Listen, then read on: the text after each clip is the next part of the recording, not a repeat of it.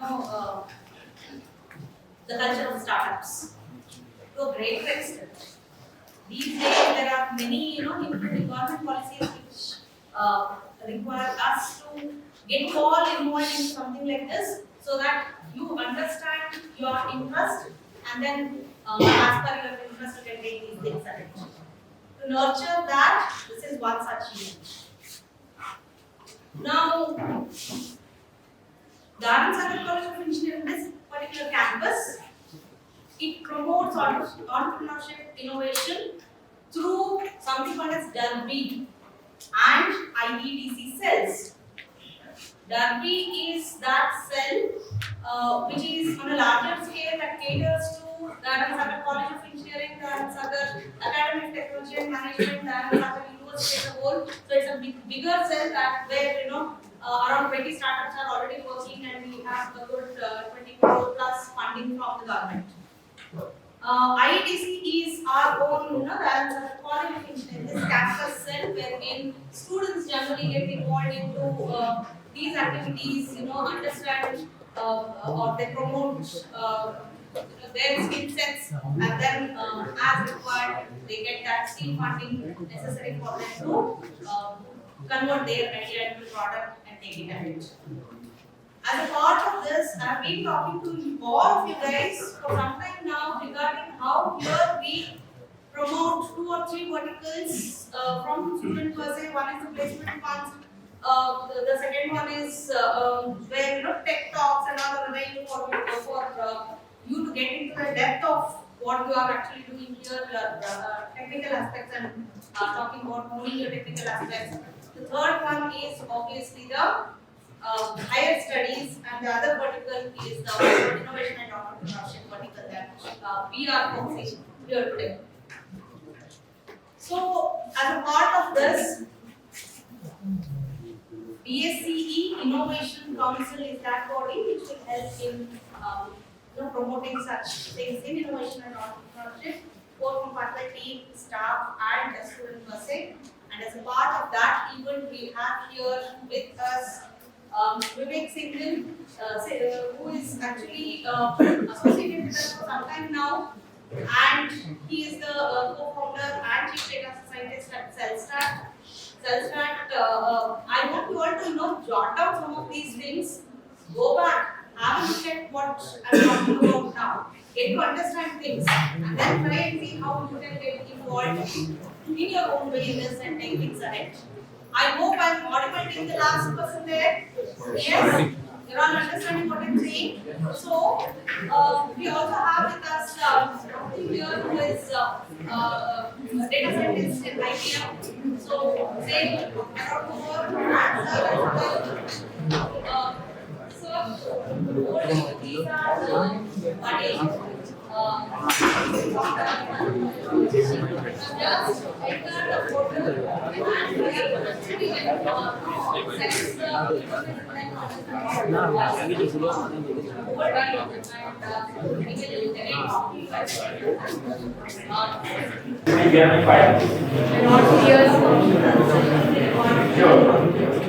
So I hope everyone can hear me fine. I know it's kind of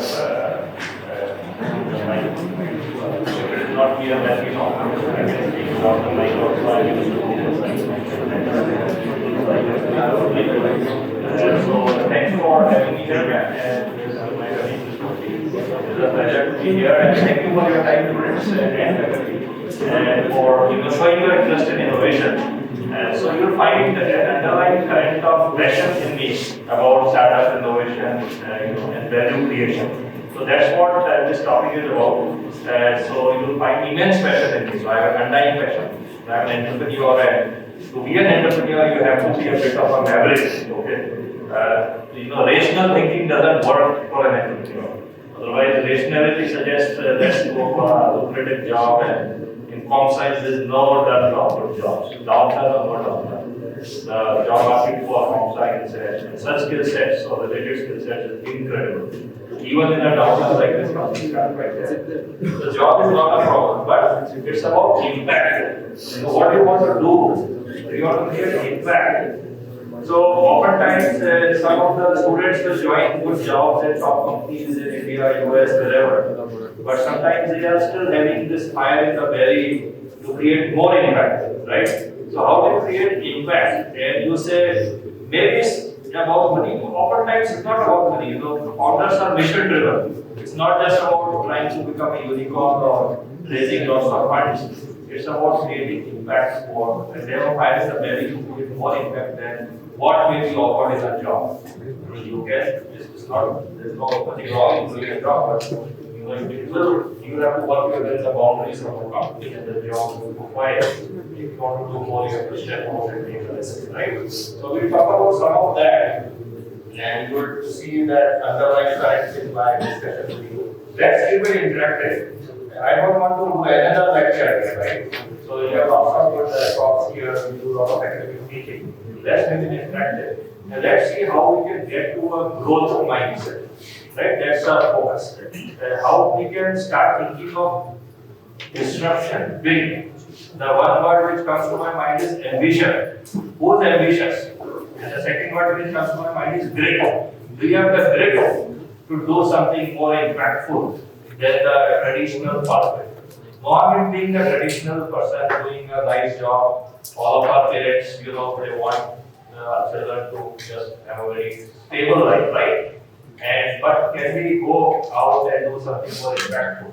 So that's what we are always interested in. But as I said, even within a job, you can create a lot of impact. You can create internal disruption in corporates or universities or wherever you are.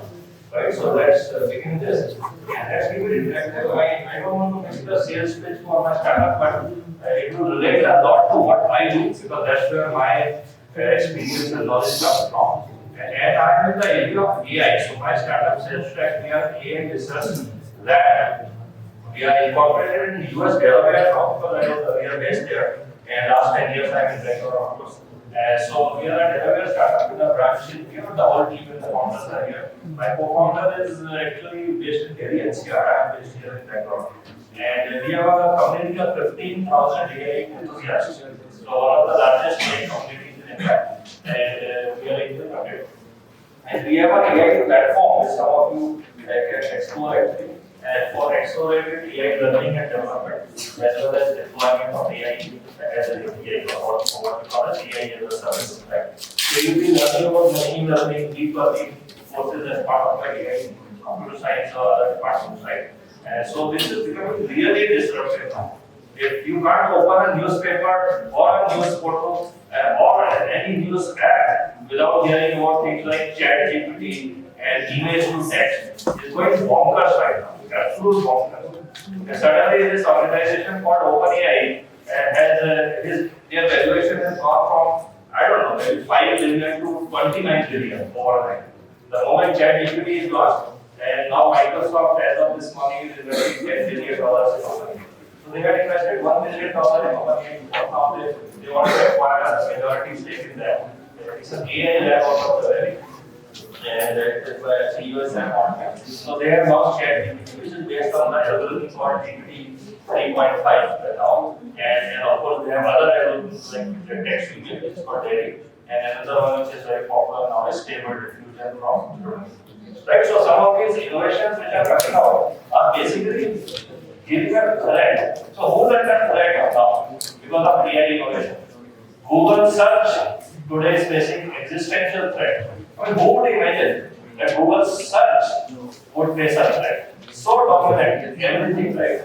So Google, by the way, has their own version of ChatGPT. It's called LabDice, but they have not open sourced it like ChatGPT. But the Google search is being questioned. Can it compete with ChatGPT? So that is the level of threat. So AI technology is not disrupting billion-dollar businesses. AI technology is disrupting trillion-dollar businesses. Google's market cap is more than $1 trillion. Right? So Google is under threat now. Just imagine. So a simple AI lab, they have 1,000 PhD, which is the top class AI lab. They have launched our product which can beat Google search engine.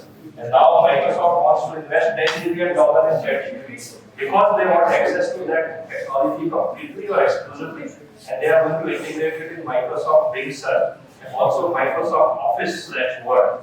When that happens, suddenly the whole paradigm of word processing and the search on Bing, Microsoft Bing changes. Microsoft Bing suddenly leapfrogs Google search capability, right? So now Google search looks like outdated technology because of this. So the pace of innovation is so mind-boggling, so crazy that a week doesn't go by and something new, revolutionary comes in and a lot of industries start thinking what will happen to us. You think of creators, publishers, media, OTT, language translation, content, dozens of industries are facing threat because of these technologies. And the problem most of these companies and industries have lack of expertise. I mean, how many global AI experts exist which have that level of expertise? So AI is of course the most popular thing. There are other things like Web3, blockchain, AR, but finally it's all about crazy disruption. Okay? And so the problem and opportunity is the following. We all have a problem. How do we learn and keep pace with so much what's going on, right? That is the challenge. But the opportunity is those of us who can will suddenly be looking at impact which is beyond our imagination, right? So that's what it is. And we are trying to obviously keep pace and be part of that disruption. So that's what my company does. We are a AI platform startup. And we are trying to grow an ecosystem with working with many universities and are now and doing hackathons, bootcamps, research, product launches, and so on. Right? So you're welcome to explore our platform and let's really help. So this is just a bit of context so you know whom you are listening. I'm Vivek and my co-founder Shah is the name suggests we have the last and I'm here. And we do have a community of 15,000 AI enthusiasts, 300 plus AI researchers, many faculty from many colleges as well, who collaborate with the so this is for our community. We have 300 AI researchers and 15,000 communities. These are things about these technologies, it's an ecosystem play. It's very hard for one company, one individual, or one startup to make impact. So we all have to participate in a collaborative ecosystem to launch disruptive products and business. That's really the only way to do it. And that is the reason we also love to work with universities because we can only do so much. We need top talent and we are to find talent. It's the university's colleges, right? And so it is a pleasure to be on campus and try to motivate students and faculty to do moonshot innovation and then try to find that talent which can work with us on those moonshot innovations.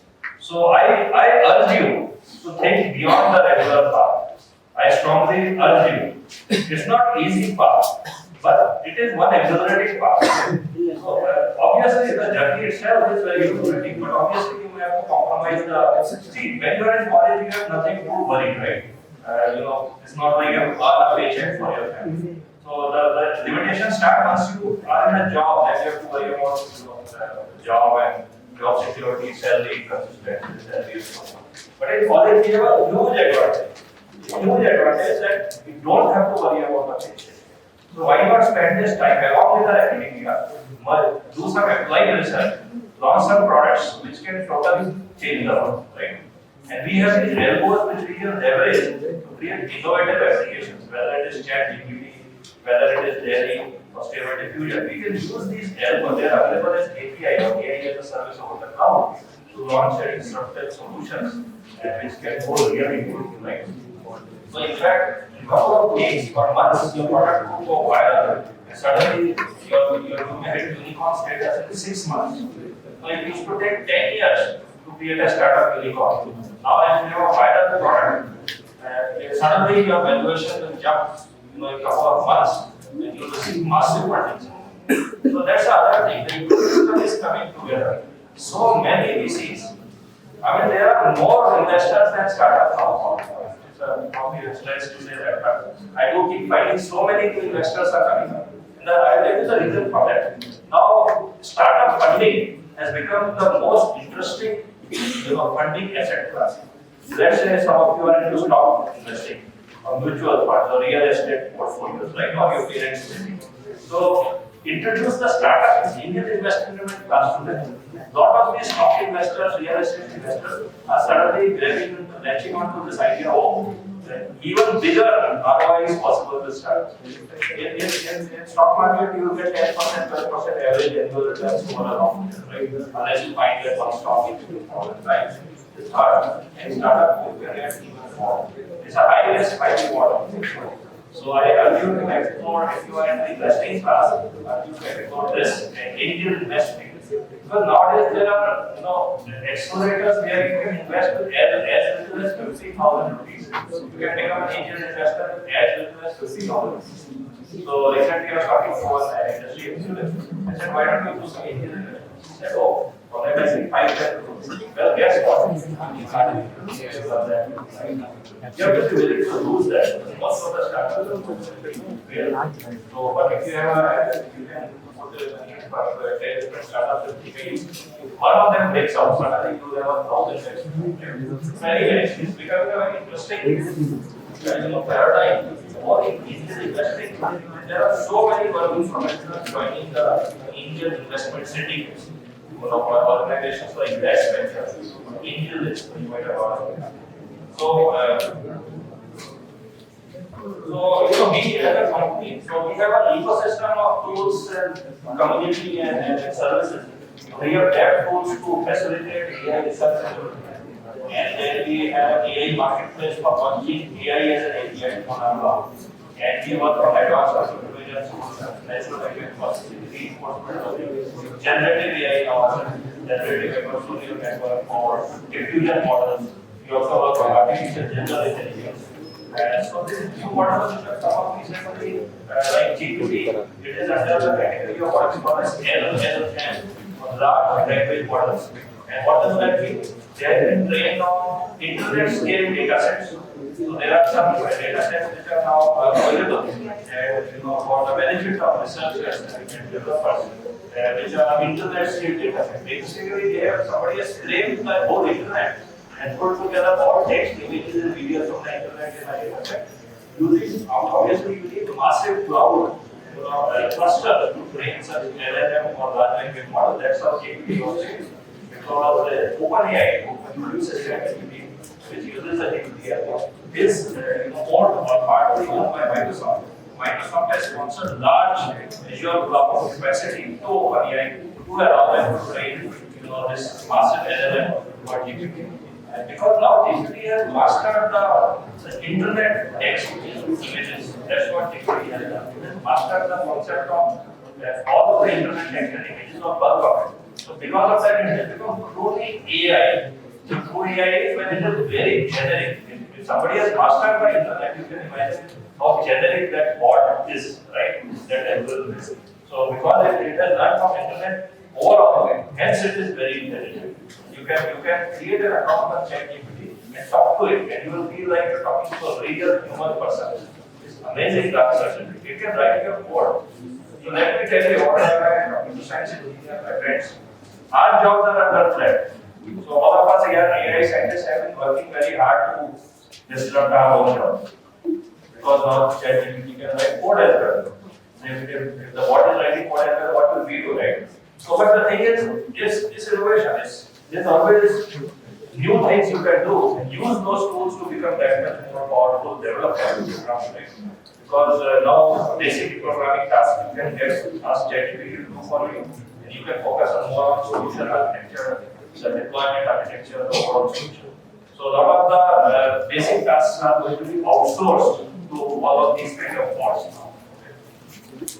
So anyway, we have a lab, we have a community, and with the pleasure to work with the top colleges. We are working there now. So and we are conducting hackathons, and that's what we keep doing. So idea is to create a collaborative ecosystem and to launch disruptive research networks. So that's where we are. And pretty much we need this mindset, an ecosystem mindset to disruptive learning. So we have a research paper, 500 research blogs, and we have a marketplace of 500 projects on our AI Ops platform, and of course learning, development and deployment. So now we are in discussion with 100 different enterprises for launching AI for enterprise clients. Because after doing all this, we have to monetize. If you're launching a startup, so I am also this process telling you the journey of Cellstrat as a startup, right? Because we have had our ups and downs and struggles as you can, right? It's never a linear pathway of growth. And you, as a startup, you will face near-death experience as our startup technical folks like right? So near-death experience, which means that your startup will see days when it is almost finished, right? Either you run out of funding or your seed and technical need is left and your product is unattended to, or you have not found customers, or your competition has launched a product which has made your product redundant. So this can lead to a lot of near-death experience. But that is what disruption in impact is about. Are you willing to go through that journey where you don't care about abject failure and you can rise out of depression and demotivation and become that unicorn yet again? Right? So it goes through many cycles of near-death experience when you start a problem.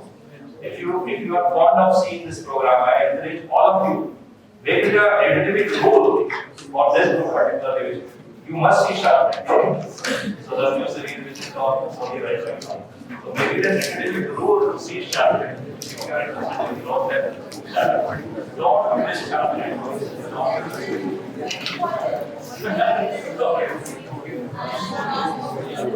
I mean, because at the end of the day, there is one word, this inspiration. If you want inspiration, if you want Guys, have you very please not discussing yourself, please. No, I hope I'm exciting you. I am not worrying you so that you have some other discussion. So ask your questions. Let's do it. And how many people see Shark Tank?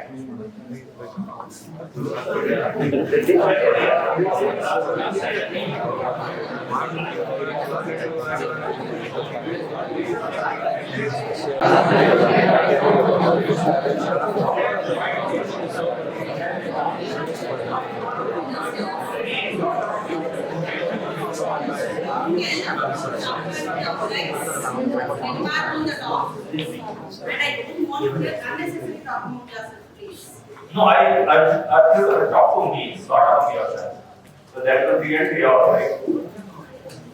So kindly. So the other program I would recommend is the pictures. Anybody sees the picture? The Hindi with the program. There is an American version of it which is called what? Silicon. So the American version is called Silicon. There is a startup of various processes. And the Indian version of this is on the TV application program on CTV right now. So I encourage that. But you must see Shark Tank, very interesting. These top 5 sharks. The Indian version, because we are from India, so it motivates us more to see the Indian version. There is a lot more a bit of spiciness, masala and the American version. So you should see the Indian version of Shark Tank with all the Indian comedy in the shark side. And they are people jostling with all kind of words. It's very interesting. So I think that will give us following motivation. And each chart will talk about the concept of dhanda all the time, right? That's the word we hear. So it has a negative connotation. But really at the end of the day, see, we can be an academic researcher, which is fine. So we can be a research fellow, PhD candidate, do short research and not some papers and products.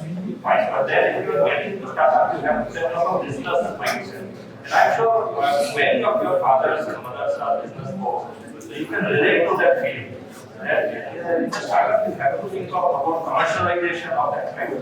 Really, an academic startup is not really a startup, it can be a part of our college project. But when you are launching a startup, you have to think of monetization. And Indians are very good in regard and so that is not necessarily a bad skill to have given limited resources. We have to do the best training factor. So obviously, to ethical things, what is promoting unethical things, and I used to do ethical, be conscious of community and environment and whatnot. But there is no parameters. Good regard business by all means, right? But you have to obviously make sure it was ethical, not unethical. So any comments for? I'm talking about randomly. So let's keep it pretty interactive. Let's keep it fun. Comments, questions, thoughts. Or share your thoughts around this conversation. Anybody? Don't get shy. You have to present it sharp than you want it on national television. So don't be shy. No comments? Yes, ma'am. Maybe let's take example of one of these students. Uh, If they have some idea of yeah. and they want to reach out to the real numbers. Yes. And obviously through the campus that can happen. But otherwise, are there any other ways of forward? Reach out to real leaders and then mold them, guide them, and to that level, take it from there. Yeah, so I mean, we are part of that, right? So we have a startup incubator concept.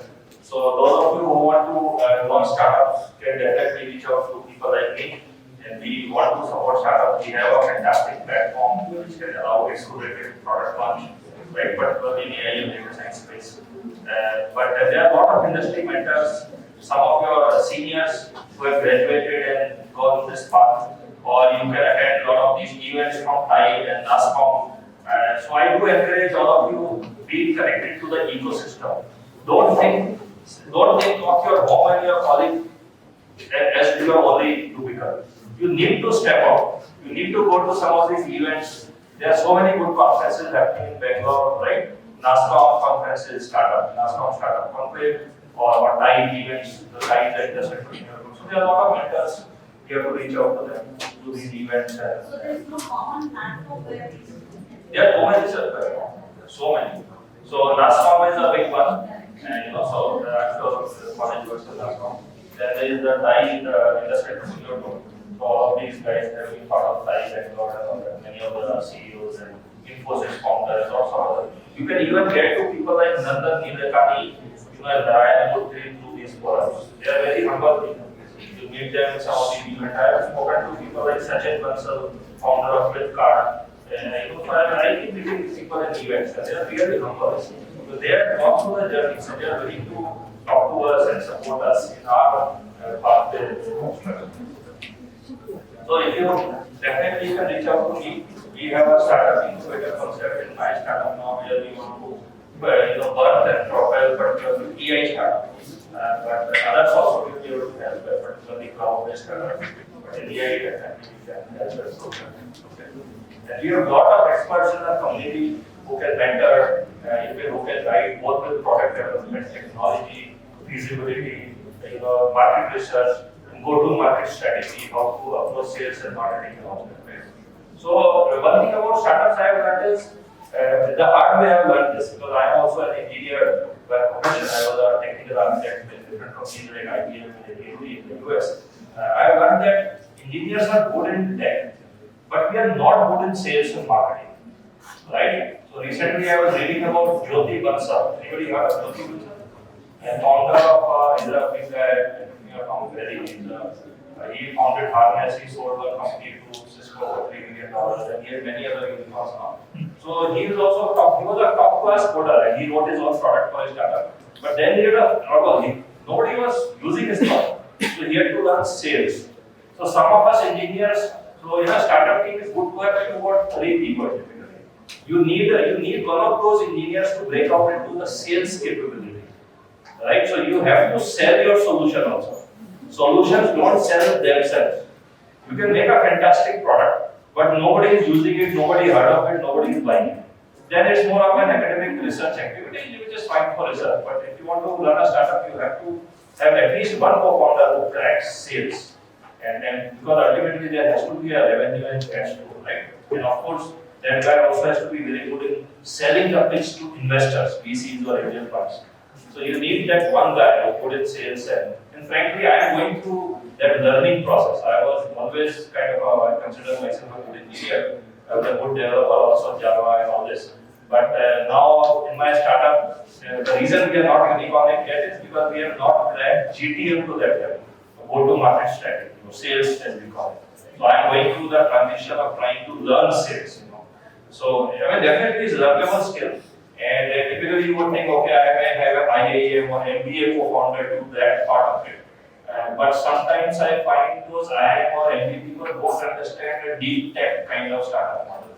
So one of the engineers only does better if they break out as a sales expert, right? So if you have two, three classmates who join band together to launch a startup, one of you can be the CTO, one of you has to be the CEO or sales head, and the person who plays this fund. So all of these skills will come to us. If you can't just think, okay, successful. So you could be that Google search. See, Google search didn't have a sales guy. Google, when it was launched, both the survey trained and educated were researchers in Stanford, engineering program. Their professor was their co-founder, in fact. But they didn't have a sales guy, but the product went viral. So, but landing on a viral product is generally very difficult, right? It is just serendipity. Their product went viral. Same thing happened to Facebook. The guy was a developer, but he was very cunning guy. He cheated the Winkle was brothers as per the famous social network movie you have seen, but he stole their idea and launched it as his own startup. But yeah, sometimes your tech product can go viral, but more often than not, it will not. Then somebody has to be the sales co-founder who has the ability to sell it, find product market fit, and talk to a variety of customers and see where the product can sell. So you have to develop your product while in discussion with customers. Oftentimes, tech startup, including us, we have gone through the mistake of we are developing lots of good products, right? But nobody is buying them. So we are not actively talking to enterprise customers and getting the market feedback. Without that, startup won't work. So somebody, one of you, has to be the person who's talking to customers constantly and getting the feedback, so that you can apply that kind of product development rather than doing product from your own fancy. That mistake all the engineers make, and we have made constantly. They keep making lots of good products without getting proper customer feedback. And then when we go to customer, they are not willing to buy a license or pay for it, and we are very anguished. We have launched such a good product, why nobody is willing to buy it? So we get very anguished and frustrated and desperate. What to do now? We are not able to make a startup. So definitely the sales mindset has to be developed at least with one or two co-founders. And the other co-founder can be a CTO and a developer and whatnot. Right? So at least 2 or 3 makes a good team. I mean, alone one person can also do it. If you look at Flipkart, Sachin Bansal, he was sort of a tech guy. He was a CEO. He was more of the tech and product guy. He cracked search engine optimization. And then his co-founder, Billy Bansal, so he was sort of a market and operations guy. So even when Flipkart grew, Sachin Bansal continued to be the product and the thought leader. But Billy Bansal was the guy who actually ran the operations of the car, because it was a very operational heavy business with so many vendors and products and so forth, right? So you need to have those diverse skill sets to the founding people. So this is just based on our experience, list of ideas we put together. Innovation is a complex, paradigm. So what leads to innovation? What the innovation strategy? So we have just put a list of items which we thought we have sort of come across or struggled with. And so we see one of the things about Indian businesses has been services business model. TCS, Infosys, Cognizant, Wipro, Tech Mahindra, the biggest tech companies have 100,000 employees. But their valuation is less than a 1,000 employee company called OpenAI. So a company which has 500,000 employees has a lesser market value than a company which has 1,000 employees. That company name is OpenAI. So the point is that actually your TCS is $100 million company. But yeah, there are many big services companies which are very large in size in terms of manpower. It's a service-oriented, manpower-oriented business. Then a product company. So I think the future, in my view, and many mentors say this, that belongs to products. Because products will replace services. Like the whole BPO industry currently is facing existential threat. And why I need a BPO?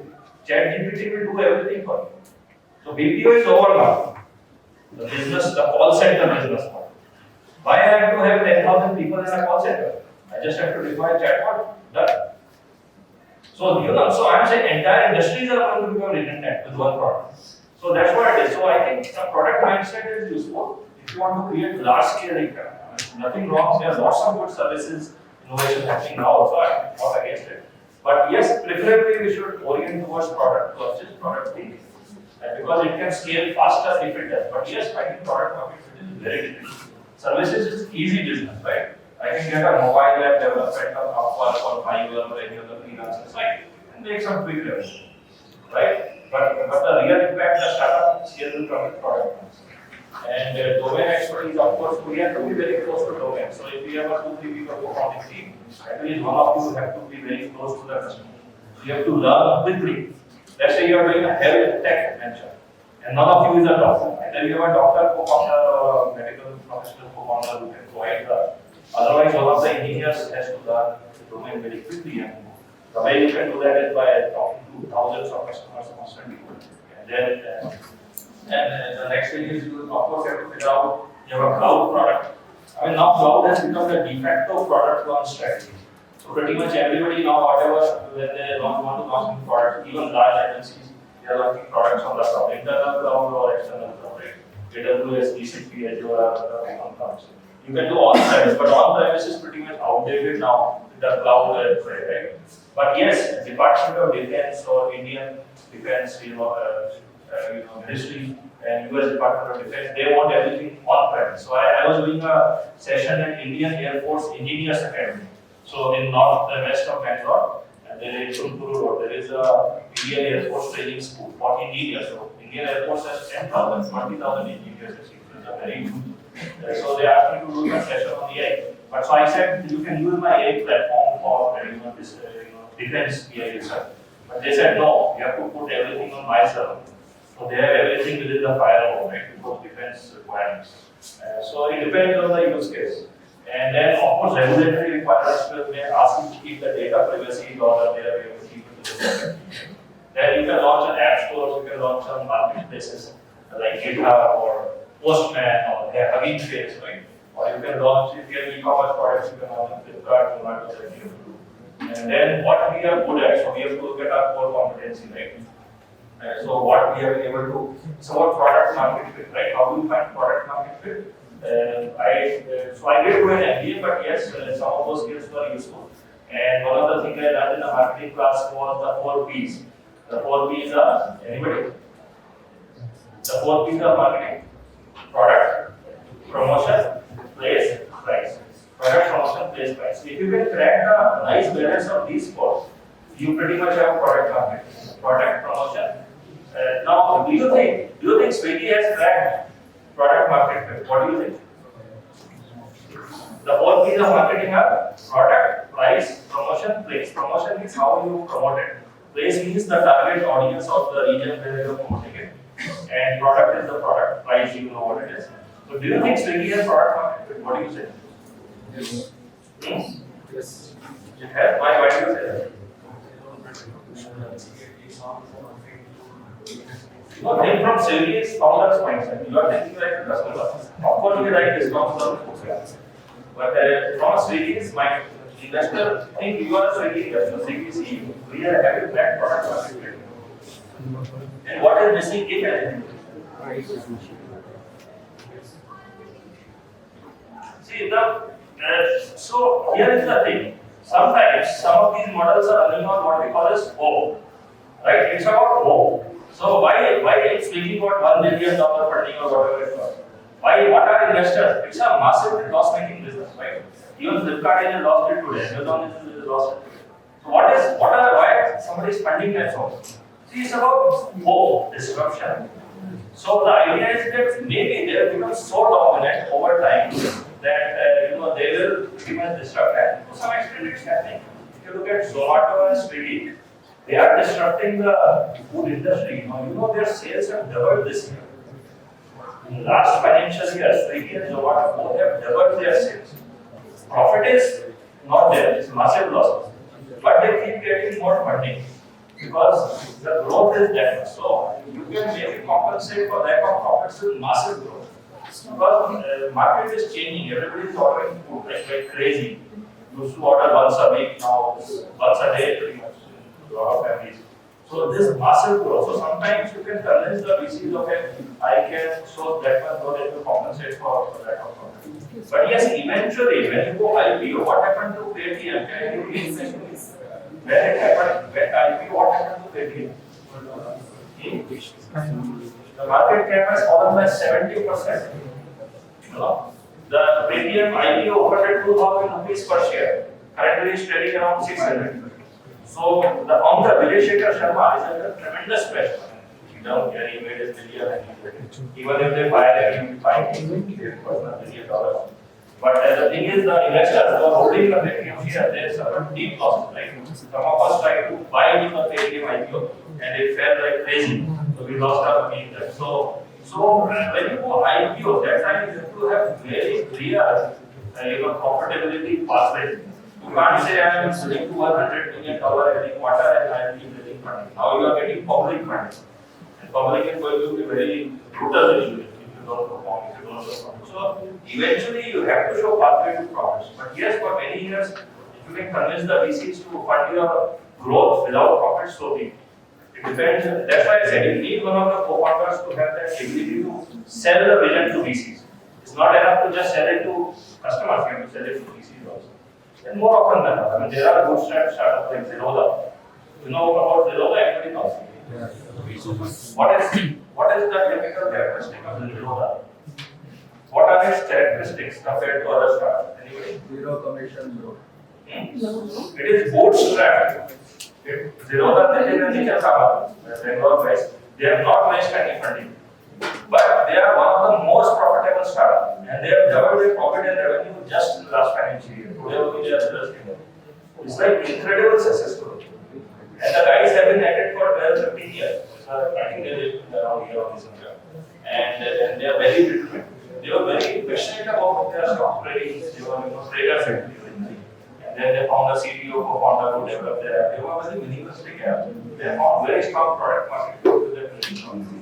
And then they generated funding and they were their dogged determination to succeed and provide value to their customers. So they are very loyal trading customer base. And one of the most profitable startups and doubling revenue as amazing. And which is very unusual. Most of the other big successful unicorns are because of funding and running the losses. So is the other good one, Chennai-based startup, where Sagar and very famous one. And they have, I think, $1 billion in revenue now. It's very good revenue. But again, sometimes it can take 10 years. So that's the other thing. If you're going to launch startup, you have to be ready for a 10-year journey at times. Sometimes if you have product which can find good market fit, it may happen in 1 or 2 years, you unicorn and you are successful. You can sell it at a high multiple and go. But sometimes it would take 10 years. We have the patience. So what are we good at? And of course, talent, ultimately is all down on the founders and the team they recruit. So that's why I say I'm very excited to come to college every time. I tell you the reason. I see potential. Why I am so excited to come to college? Because I see a gold mine. And I say gold mine because tech is all about talent. And I see abundance of talent on the college campus. Whenever I come to a campus, I start thinking, okay, how to do more work with these guys. So there is abundance of talent. And here, Google has to pay 50 lakh packages to hire a basic data scientist. And here I am having abundance of talent. So can't we leverage our energy and do something really disruptive while we are still in college? We don't have our energy to make our life do that. That's what I urge you to do. Think big. Think impact. You have to work a midnight oil. Because professor will not stop giving you assignments and tests.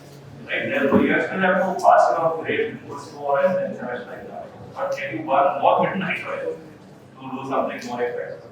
So whenever I go to college, I say, I wish I had this talent with me.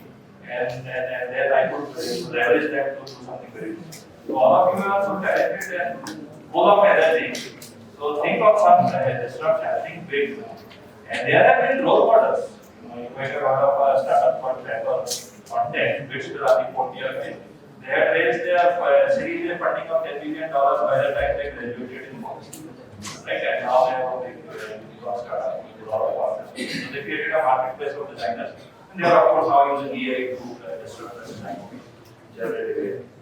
So talent and so mission-driven team. So one thing is, when you run your startup and you are able to pay big salaries, of course you can pay your funding, you can pay big salaries, but that doesn't create mission-driven team. Mission-driven team is right? So site bombers, right? So we know about like army, patriots, and you know. So it has to have that mindset that I'm not in it for money.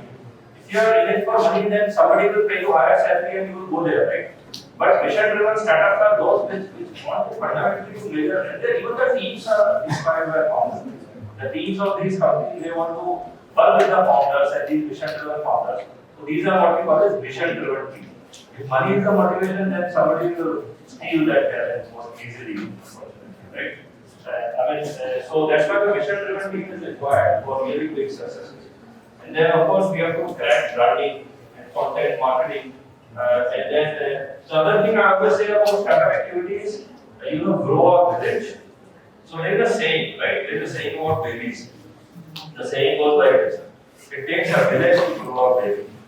So let me extend that analogy here. It takes a community to grow a startup. So every startup needs a support community. So because it is very hard for founders and a team alone to make a business or startup, you need well-wishers, you need investors, mentors, your friends, your family to support your vision and your crazy ambition. Right? So it does take a village to grow a successful startup. So you have to, and there is also a concept in startup industry which we use as giver's gain. So there are two words very important effect of giver's gain. So when you have been helping the community from your angle, whether you are investor, mentor, helper, marketer, developer, whatever, you are helping some of your friends of yours or some community you are part of. So when your time comes to run a startup, they will give back. So givers gain. So if you help the community will give back. So that's how it works. So grow a community. Because it takes a village to grow a baby, it takes a village to grow a startup. Right? So that's why we in Cellstrat are very committed to it. So sometimes people ask me, oh, you must have 1,000 employees. We seem to be a very big startup. Not at all. We are a community-driven startup. So because we have 15,000 community sort of backing us, and how we created the community? Because we gave a lot of free webinars and content and courses. So we grouped a lot of people, and they are all rooting for us. Because there is another saying which is a rising tide lifts all boats. So the community thinks if this organization or this startup or this team succeeds, we will be party to it. We will be part of that rising tide. So that's why grow your community, your support system, and your partner, your investor, your mentor, they are all rooting for it. So of course, SaaS is incredible technology, cloud, because that allows you to go to market very easily, right? You can easily launch products for the whole world, sitting here, in our hometown or in our home. So SaaS has really enabled you can launch global products on the cloud, and then you can start reaching out to customers globally through your content marketing. There's a lot of portals like Stack Overflow, GitHub, Quora, Postman, right? The list goes on and on. Discord servers, all of you are familiar with all these, right? So you can create a global, outreach and marketing and LinkedIn. You can reach out to millions of people through SaaS and social communities online.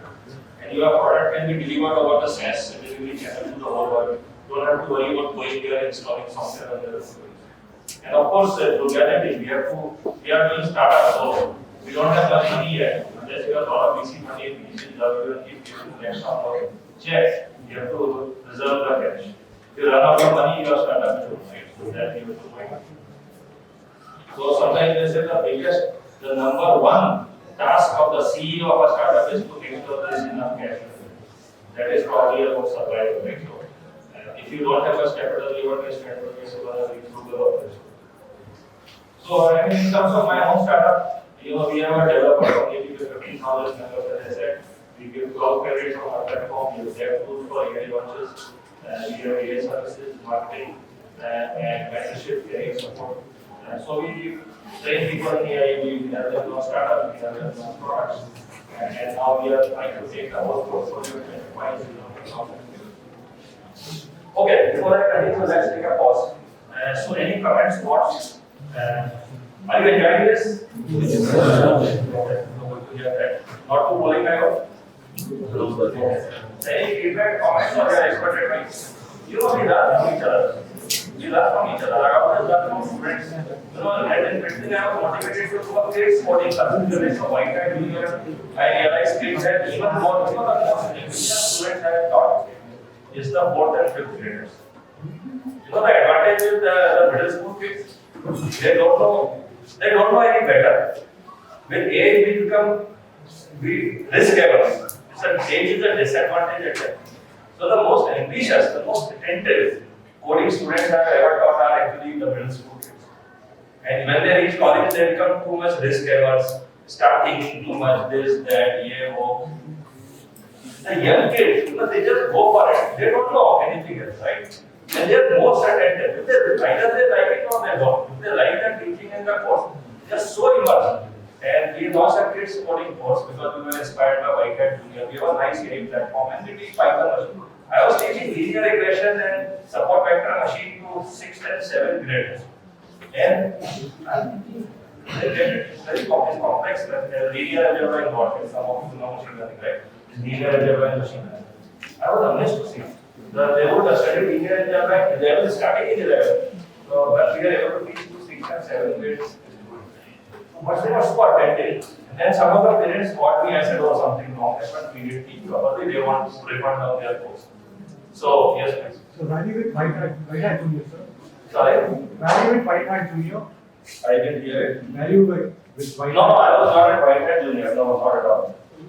But I was inspired by that. Because I had a good coding course, like we were teaching and we were courses Python to a lot of other institutions, many colleges.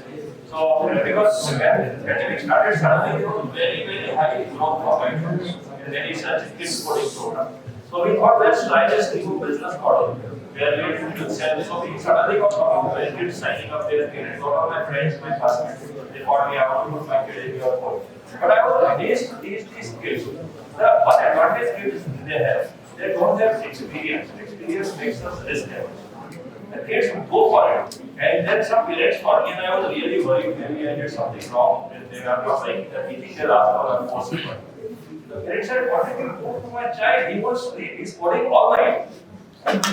So I said, what? I didn't feel so much assignment the kid has to code all night. Some of the kids who won't sleep, they started coding all night. They were so interested in it.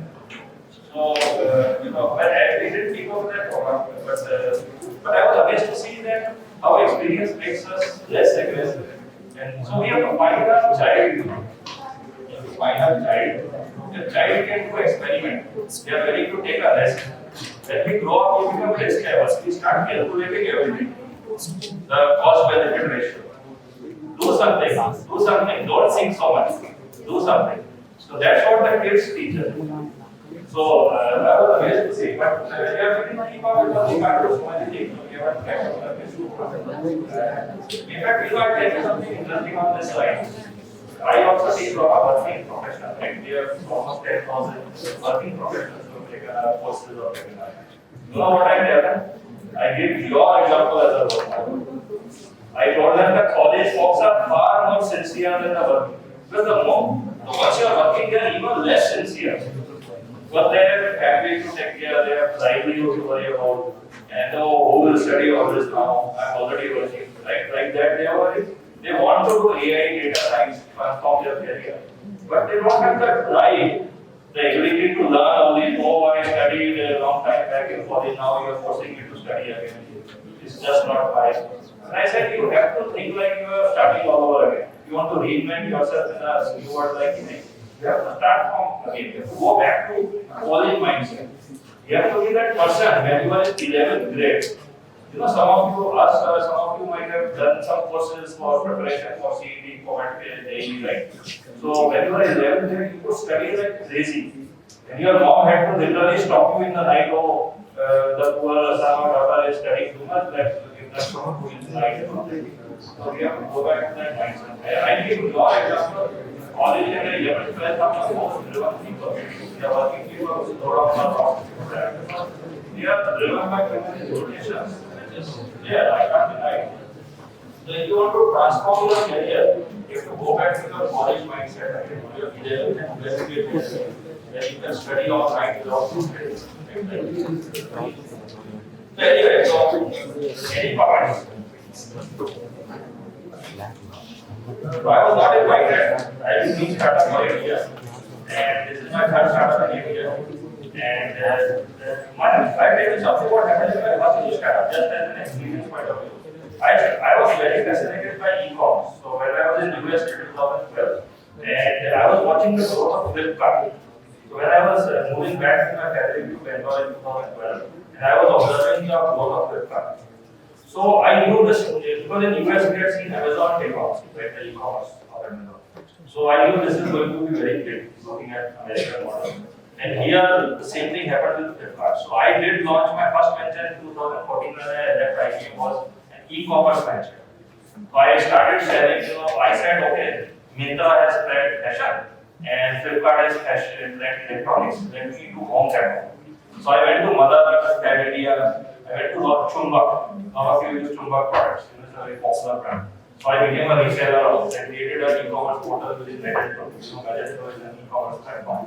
And like that, and then we started selling all these fashion. So we had 50 different retailers selling to our platform. And we tied up with delivery with Blue Dart for what we call as dropship. So dropship is a term used in the e-commerce industry. So we just get the order and pass the order to this vendor, and from their warehouse or Blue Dart courier will pick it up and deliver to customer. This is how e-commerce works for marketplace. But again, I underestimated the capital infusion need. See, Flipkart and Amazon were fighting the same battle with a lot of capital, and we had not raised capital. I didn't know about this business. So I did lose good amount of money in e-commerce venture, very badly executed. So then I was struggling quite a lot. Then I met a friend of mine from Delhi, and he's very good SEO consultant. He made a lot of money in search engine consulting. So he said, yeah, healthcare is going to be big. Yeah, that's right. Everybody needs healthcare. In India, healthcare is completely broken.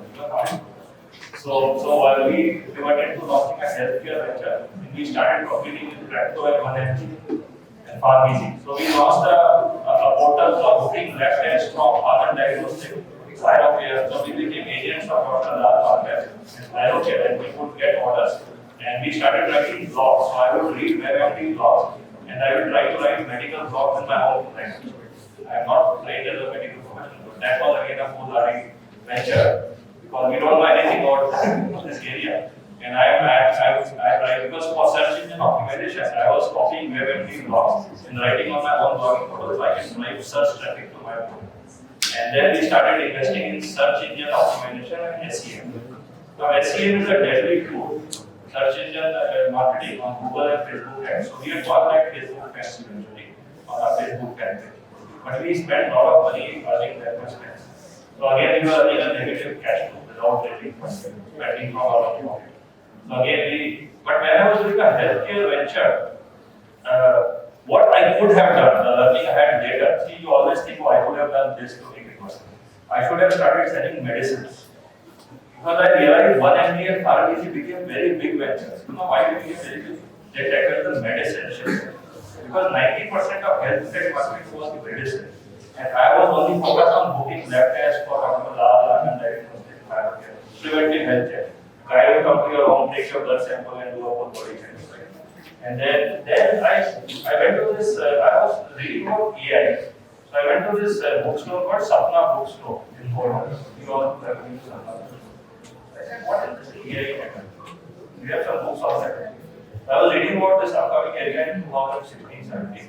And he went to the back of his warehouse, the Sapna bookstore back.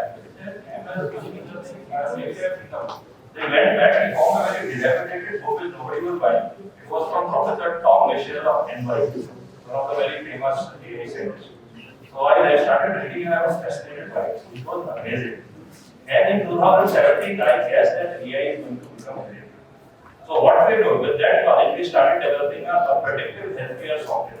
It can predict diabetes, cardiac disease, thyroidism, and all that. So we launched an AI product in healthcare to predict all of these lifestyle diseases.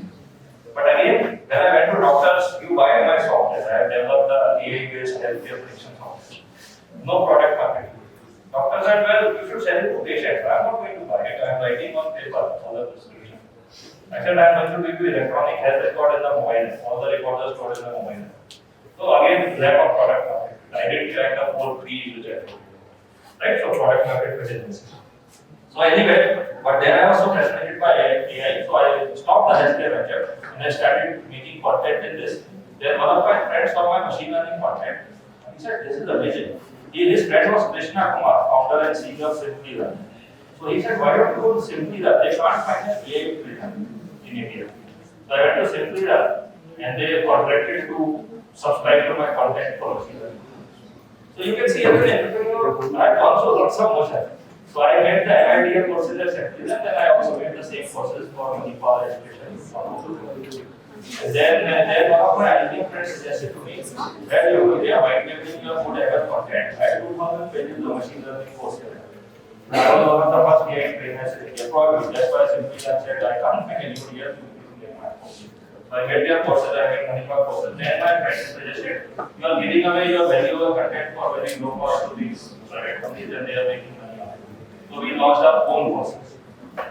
But again, we failed to estimate the cost of customer acquisition.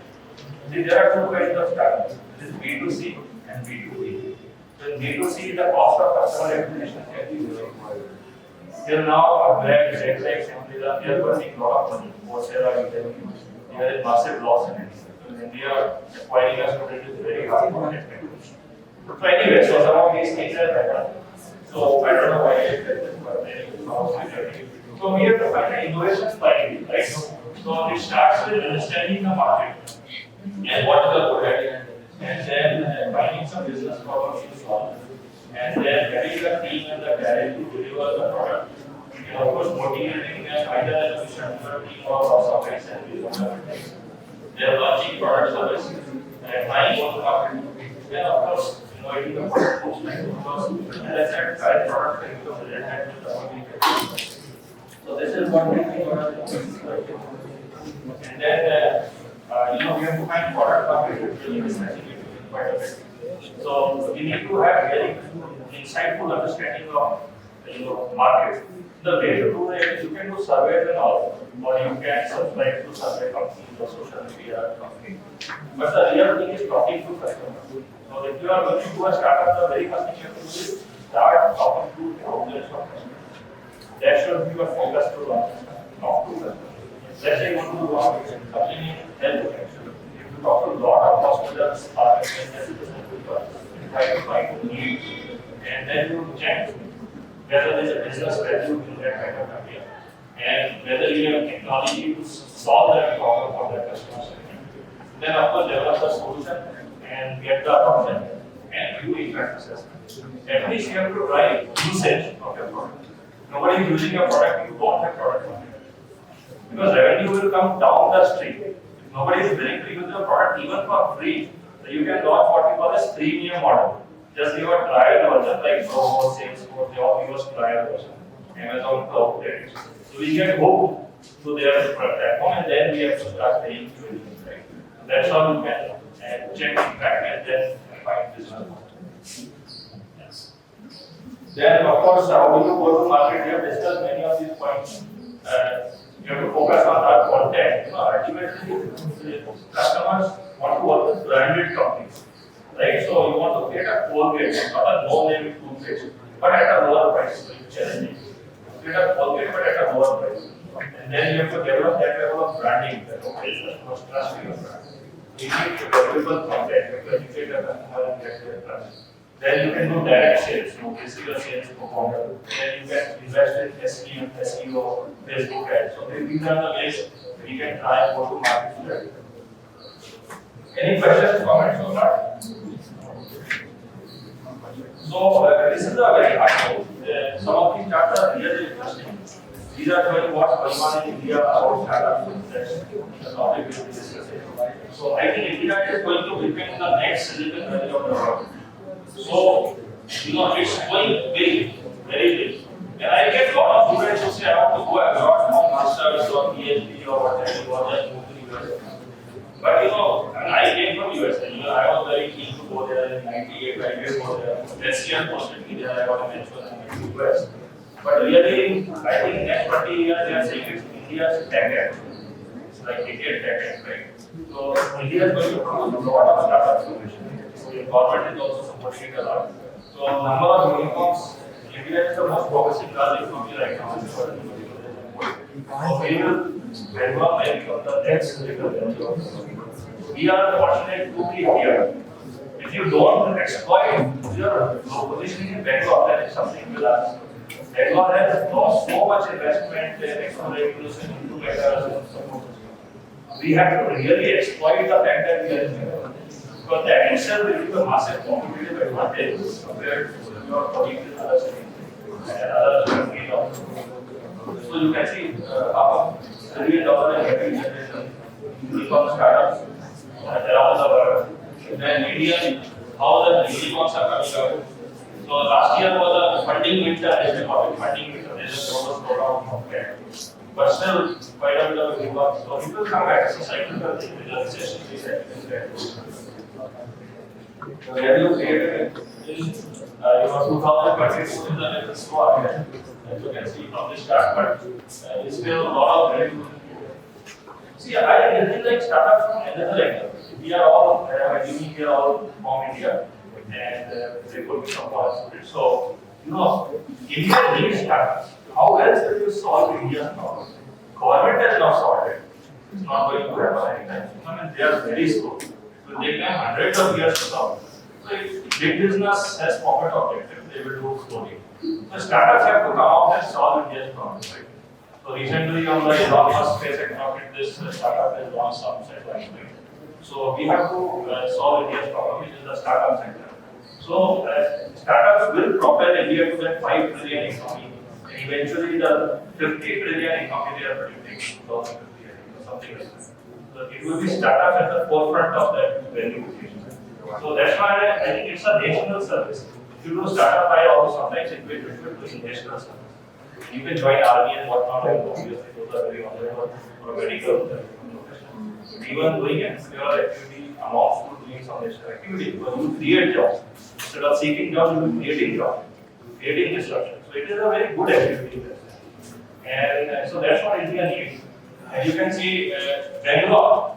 Bangalore is the hub of most of the Indian startups, but some of them are domiciled in US. So 40 unicorns, but the team are all things. Even though 40 are domiciled in US, but so they got like my startup is incorporated in India.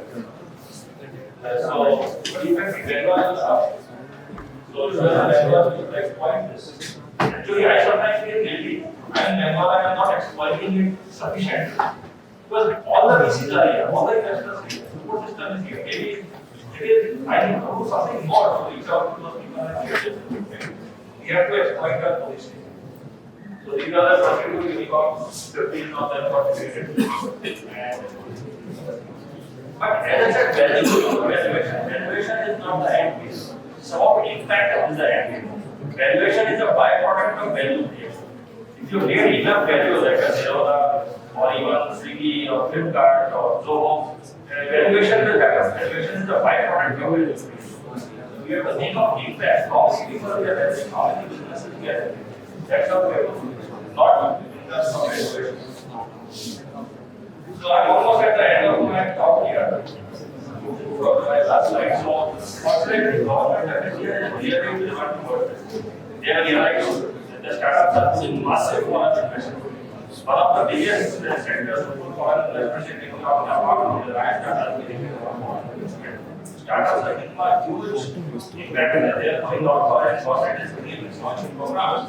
The startup India program, the BBI, promotion, there is a lot of support system now. Even government is giving money. There's so many programs that government is giving you 50 lakhs to launch a startup.